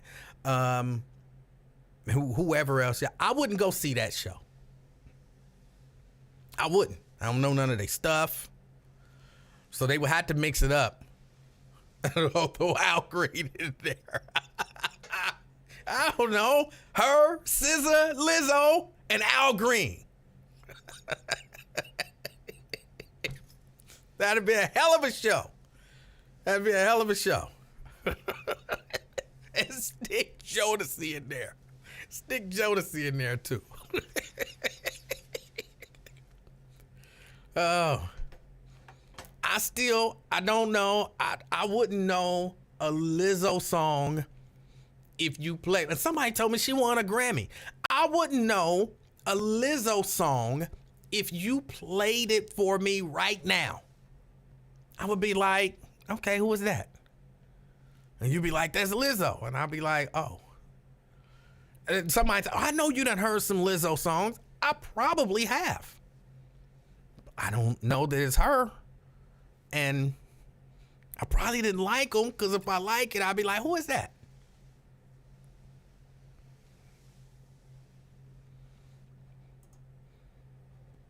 Lizzo the bit. All I really know about Lizzo is that she's a big chick, and, you know, she like to show her bigness. That's all I know. I don't know a single Lizzo song. Lizzo has a decent voice, and she might have the best voice on the planet. I don't know it. I don't know it. Mary J. Blige still needs some money for alimony. They couldn't get her again. She keep canceling on them. I don't know that I would book her again either. She keep canceling.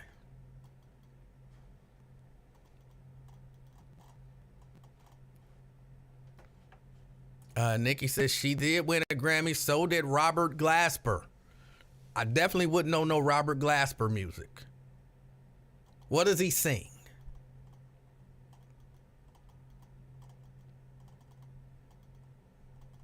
TC says nothing wrong with thickness. I don't know that people really know what thickness is.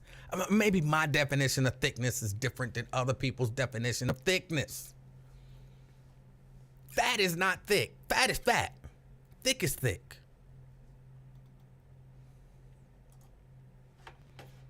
Did you see 6 people got shot and killed in a series of shootings in Mississippi? I did see something about that.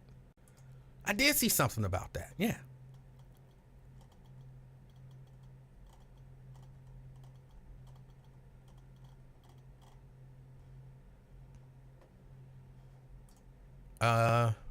About Damn Time is the song she sings.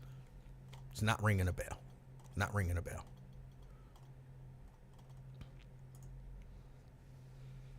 Sierra says Lizzo proudly self-identifies as fat. She is. Nothing wrong with that. I mean, you know, being honest about it. Nothing wrong with it.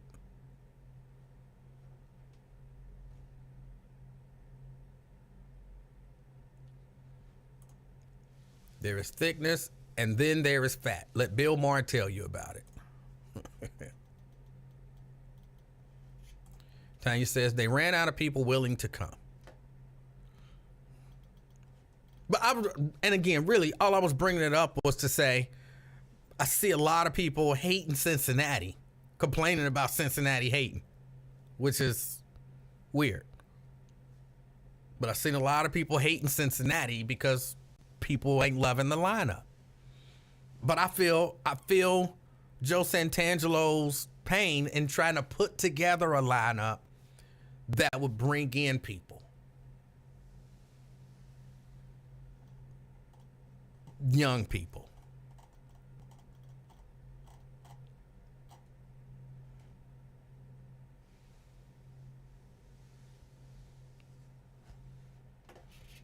It's starting to sound like Mr. Ware's show over here. What do you mean?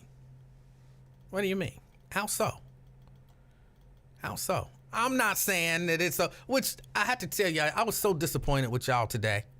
I was listening to Lincoln Ware's show, and the idea that y'all believe that it's good, not just okay, but good to kill people if you see them stealing material goods from you. I was so disappointed. I was like, really?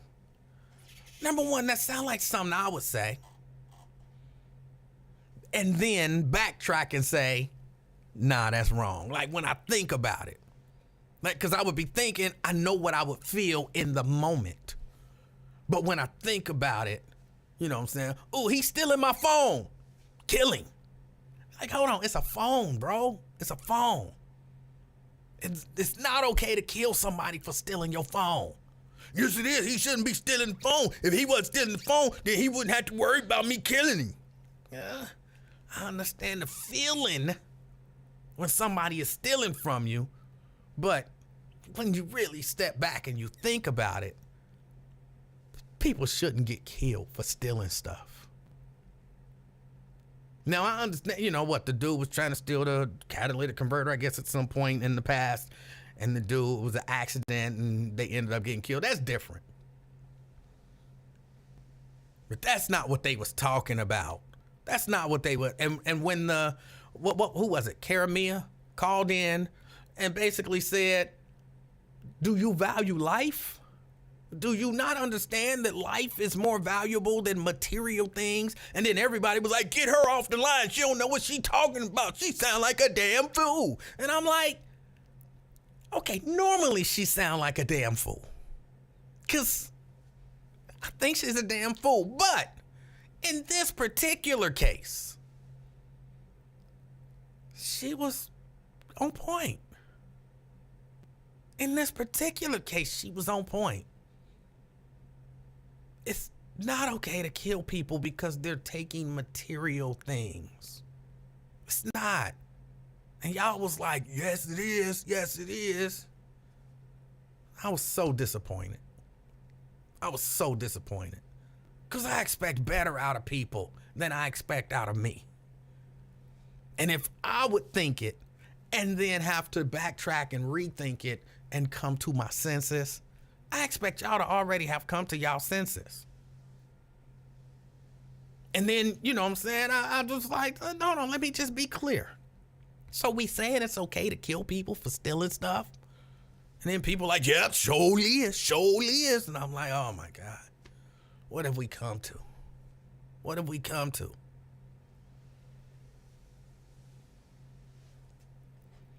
Well, that's what I said. The one where the driver, that wasn't an intent to kill. So I understand that was an accident.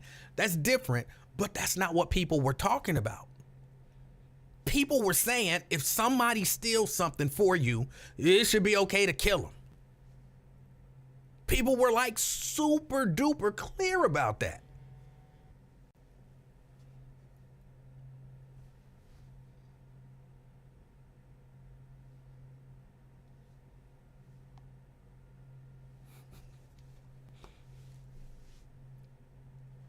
So I don't know. I was disappointed. I was exceptionally disappointed. Exceptionally. Because I really do expect better.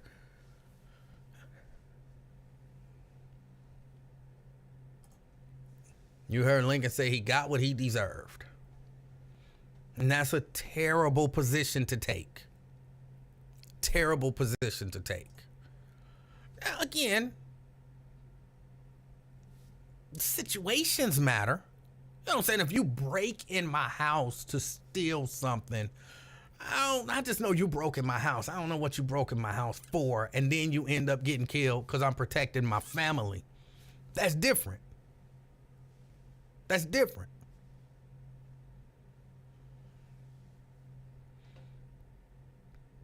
But if you stole something, you just stole something, that's $1,200 to replace. So, well, not so, but in the context of life, so. Well, you wouldn't be saying that if it was yours. I would probably be mad in that moment. I would probably be really angry in that moment. Yes. But I would hope I don't let that take over me and me intentionally kill someone over $1,200.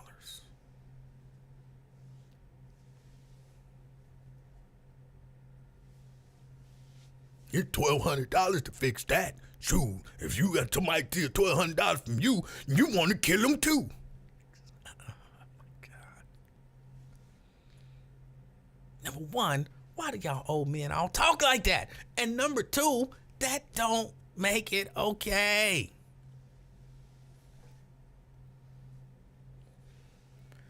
All right, y'all. I got to get ready to get out of here.